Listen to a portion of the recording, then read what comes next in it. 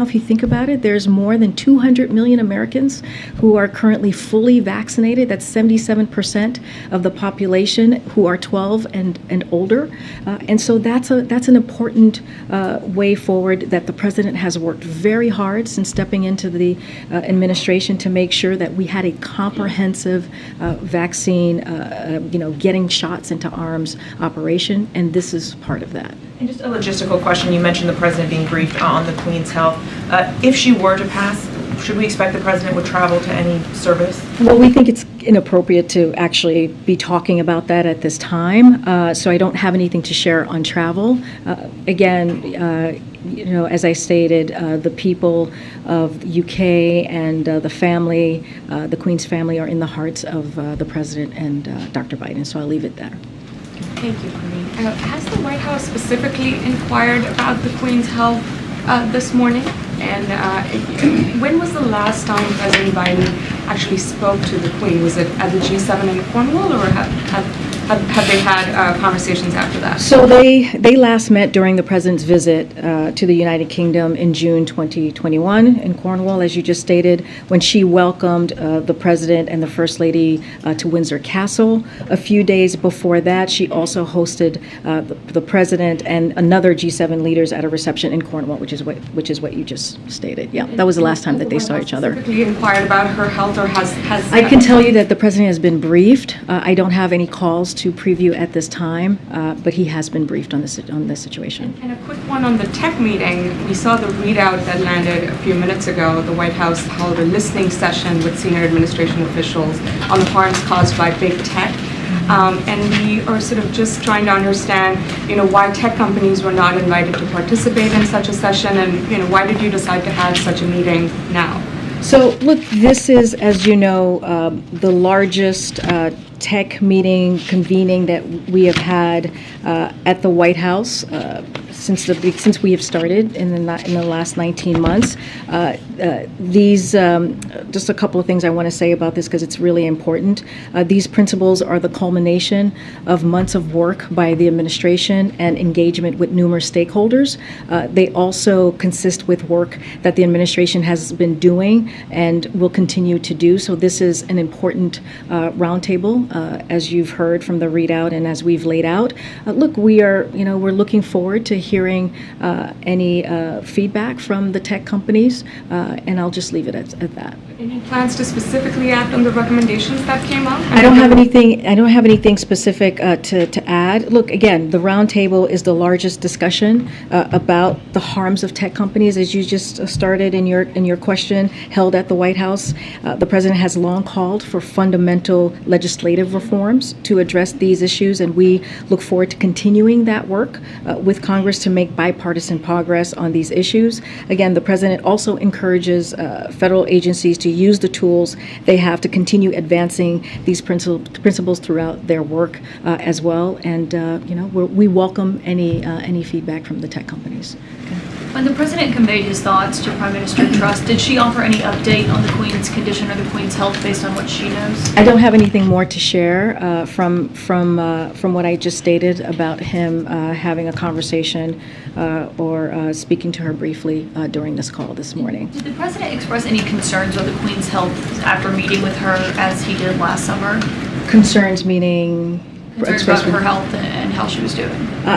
That is not information that I have.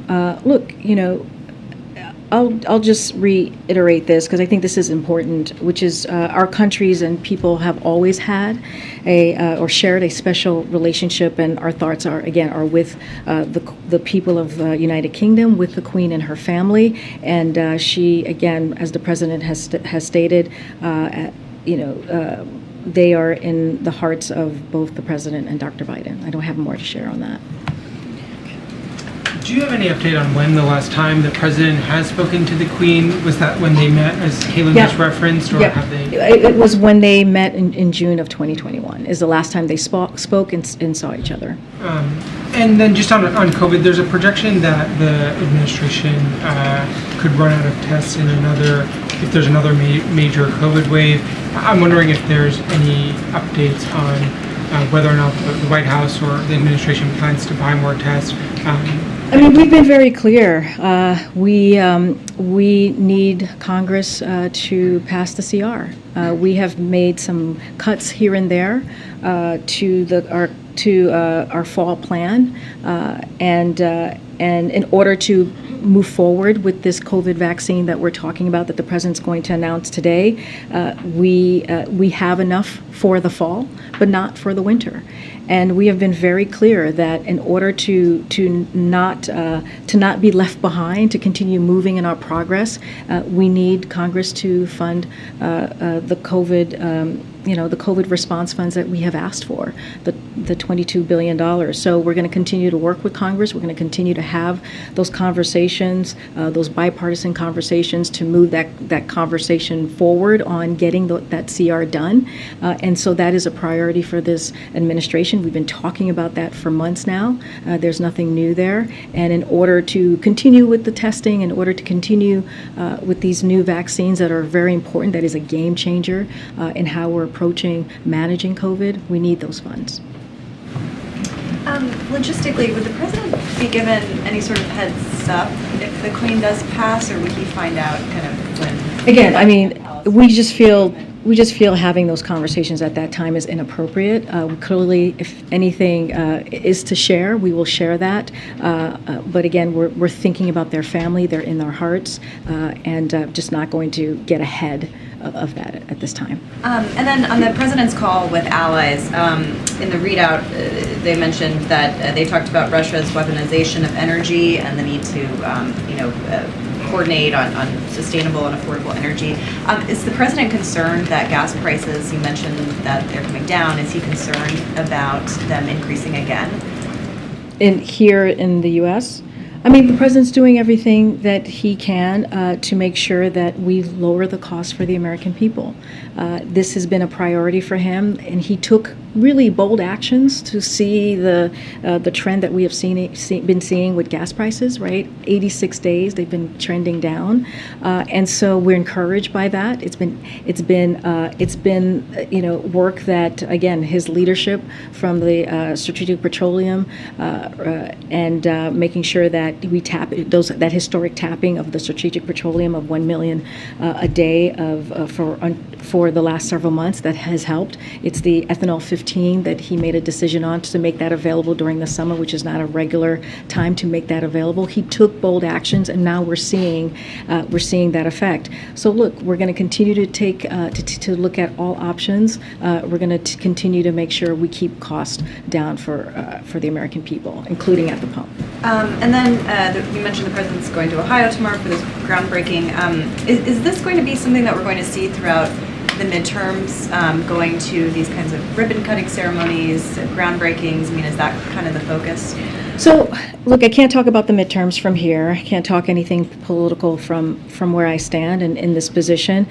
We put out a memo in August laying out what the next several weeks would look like. We had a string of successes, as you know, the Inflation Reduction Act, which is going to lower cost for Americans as it relates to health care, as it relates to making sure prescription drugs are lowered for our seniors, as it relates to investment in dealing with our climate crisis, which is all incredibly important. CHIPS Act, as you know, that's what he's going to be focusing on tomorrow. And so we're going to go out there, we're going to have those conversations with the American people, not just us, cabinet secretaries. You're going to see congressional members out there, Democrats who are going to make sure that the American people know the work that this president and Democrats have done in Congress on behalf of the American people. And so we're going to do that these next several weeks. The president's going to go to Ohio. He's going to go to other states in the next couple of weeks. And this is important. This is important because as we talk about the gas prices, the president has been very clear. One of his priorities as it comes to the economy, as it relates to the economy, is to lower costs for the American people. And so we're going to have those conversations across the country. Okay. Does the president have any intention to go to the British Embassy to sign any book today, though she's, since we know that she's ill, to express his best wishes to the people of that country? I don't have any changes to his schedule to announce. Nothing on his schedule today that's changed at this time that I have to report from here. So let me ask you about an announcement that was made by another news outlet this week. It relates to what the Republicans are calling the commitment to America. Axios reporting that Kevin McCarthy is going to unveil this economic agenda later this month in Pittsburgh. Among the items it dictates is a desire to put an end to Build Back Better. Presumably that refers to the Inflation Reduction Act. What's the president's view on that, given it's being celebrated by Democrats as one of his signature achievements? Look, it says everything that one of the first acts that Kevin McCarthy does, his first act when it deals with the economy and dealing with how do we give a little breathing room to the American people, is wanting to get rid of the Inflation Reduction Act, which we know the Inflation Reduction Act is going to help lower costs for our seniors. It is a big win for the American people when you think about beating Big Pharma, something that Democrats and congressional members have been trying to do for decades, beating a special interest group that has spent hundreds of millions of dollars trying to make sure that we do not do that, lower cost for our seniors, and also make a real effort in energy costs and climate change, lowering those costs as well. So the fact that that's the thing, that's what Kevin McCarthy wants to do, tells you everything that you know, that we need to know, that they are all for tax giveaways, and it's a clear message that they are sending to the American people. And let's not forget, Medicare is popular with the American people. What we're trying to do is popular with the American people. Protecting Social Security, which is something they have put on the chopping blocks as well, that is very popular with the American people. So I think it says all that we need to know about Kevin McCarthy's agenda and how it does not stand for the American people. Last question very quickly. President Obama on his last visit to the White House turned to reporters and delivered his message to Democrats on what he thought they needed to do ahead of the midterms. There were no comments from him publicly to the reporters that were in the room. What did he tell the president yesterday about what he thinks needs to be done for Democrats given this uphill climb they still face, even though the polls show it's increasingly close midterm ahead? What did he say to the president needs to be done to help sort of turn that tide? So again, I can't talk about the midterms or any political election from this podium. About achievements. We don't have to talk about the midterms. And what I can say is what I reiterated earlier to one of your colleagues, which is we are going to talk about the successes that we have been able to do in the last 19 months for the American people. And that is building an economy that works for all, doesn't leave anybody behind. Make sure that we build an economy from the bottom up and the middle out. That's what you've seen with the bipartisan infrastructure law. That's what you've seen with the American Rescue Plan. That's what you've seen with the CHIPS and Science Act. That's what you've seen with the work that this administration, along with Congress, Democrats in Congress, have been able to do. We have a lot of things that we can talk about directly with the American people, and that's what we're going to do. The president's going to go to Ohio. We're going to go to Intel. Intel made this investment, a manufacturing jobs investment, because of the CHIPS and Science Act, because of the commitment that we're making to manufacturing jobs. And so that's going to continue to be our focus. Go ahead, Kathy. Yes, on the Queen's condition, who is briefing the White House about how she's doing? Are you hearing from the Prime Minister? Are you hearing from Buckingham Palace? How are you getting your information? Look, I'm not going to go into details or even private conversation that the president has had on the updates that he's getting on the Queen. All I can say is that he's been briefed, and he has been very clear on the message through all of you, sharing with all of you the message that he has to the Queen, her family, and also the people of the United Kingdom. On COVID, there's a report today that the White House might be looking to wind down the COVID response team sometime next year. Is that in consideration? What's the current thinking about? I don't have anything to share on that. Right now, we're still trying to make sure that we continue the success that we have seen with the work that the president done on COVID. Thank you. I have a question about President meeting with the President Xi of China at G20. President this week mentioned that he will see him if President Xi is attending G20. Is this based on some communication between two governments? I'm sorry, can you say that again? The meeting between President Biden and President Xi of China. I don't have anything to share on that. He mentioned this week that he will see President Xi at the G20 if he attends. I'm not going to get ahead of our plans, of our trip at this time, or a trip at this time. I'm not going to confirm anything from you. Thanks, Karine. Yeah, you've talked about trying to get costs down. A new Gallup poll shows that 24% of Americans have spending less. They've changed their spending habits. 17% are driving less because of inflation. 17% have traveled less or canceled vacations. The president's been to his beach house 6 times. He went on vacation in North and South Carolina. Is he considering any spending cuts for the administration or for himself personally because of inflation? Wait, can you say that part again? Yeah, so the president is, 17% of Americans have, according to this Gallup poll, have canceled vacations or traveled less. The president's been to his beach house 6 times this year. He's been in North and South Carolina on vacation. Has the president himself considered personally reducing his spending because of inflation, or had the administration reduce spending? So I'll say this. The times that the president has gone to Delaware, not including, and we were very clear that when he went to South Carolina in August and Rehoboth, he was going to go spend time with his family, which every president does. That is not unusual. That is not uncommon to do. And the president has a right to spend time with his family, just like every other American across the country. And so that was that piece of what occurred in August. As it relates to trips that he's made to Delaware, look, the way we see that is the president could be president anywhere. He can work from the residence. He can work from the Oval Office. He can work from Delaware, and that is the work. That is what he's able to do as president of the United States. Look, when it comes to inflation, the president has been very clear on this. When it comes to his economic plan and dealing with inflation, he's doing everything that he can to make sure that we lower costs.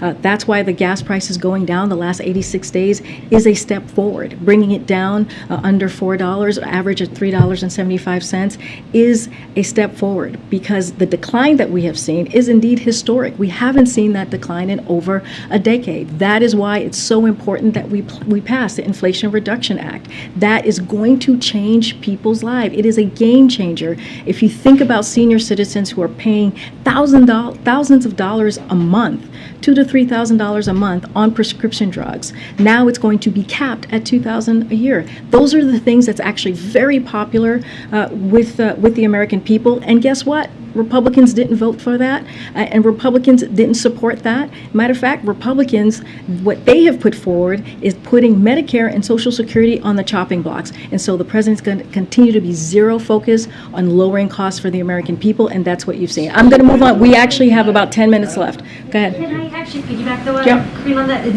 Just to confirm though, are there any spending plan cuts, either personally that the president is planning to make or the White House?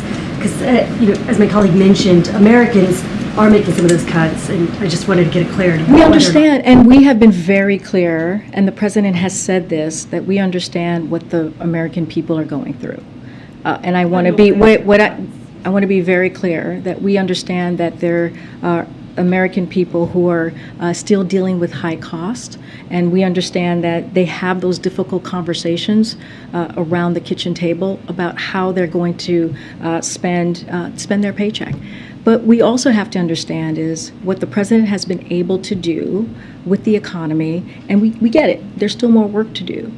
With the American Rescue Plan, with the bipartisan infrastructure legislation, with the Inflation Reduction Act, with CHIPS, are all part of a plan to make sure we don't leave anybody behind. We bring down cost. He's created more than 10 million jobs since he's walked into office. We're going to talk about COVID. If it wasn't for the comprehensive plan that the president had put forward with COVID, we wouldn't be in the position that we are right now, with more than 200 million people who are fully vaccinated. I don't have anything else to share on that.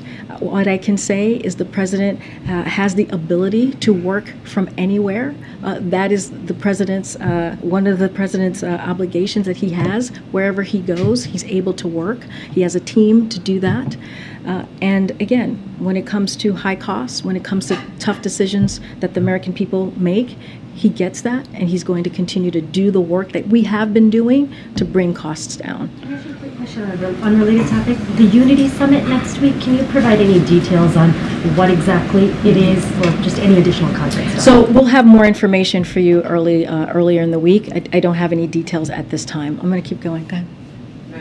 Thank you, Karine. I will say I did fill up the tank at the Biden service area the other day, and the gas prices were a little bit lower. But regarding next week, the president is going to Detroit to the auto show. Secretary Yellen's got a speech at a Ford plant, and I think about a half an hour from now.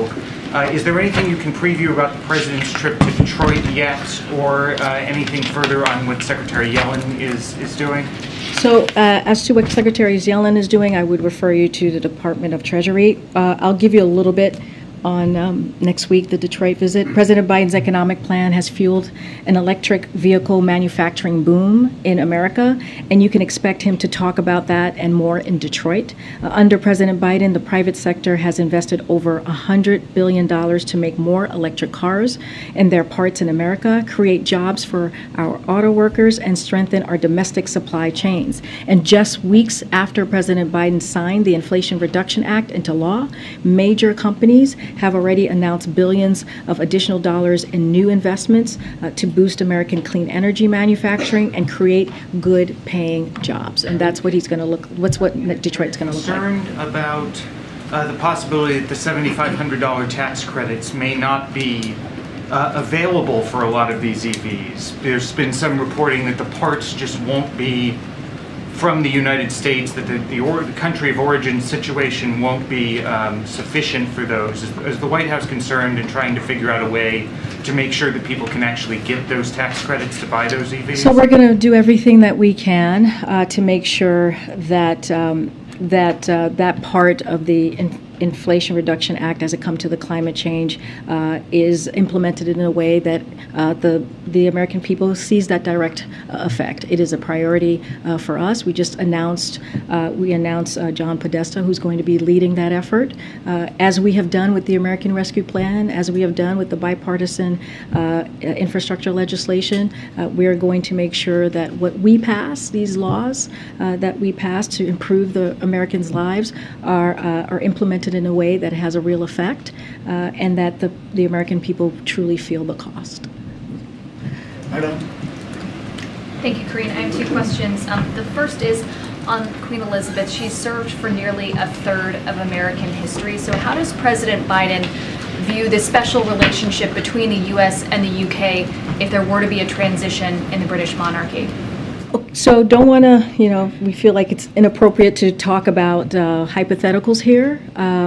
What I will say about the relationship with the United Kingdom, as the president said in celebration of Queen's Platinum Jubilee, which is not too long ago, and this is quote, under her reign, the relationship between the United Kingdom and the United States has grown stronger and closer than ever. The president, as you all know, has known the Queen for over 3 decades.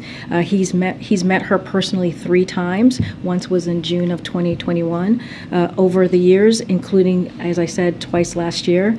Again, we see this relationship is stronger, grows stronger stronger and closer.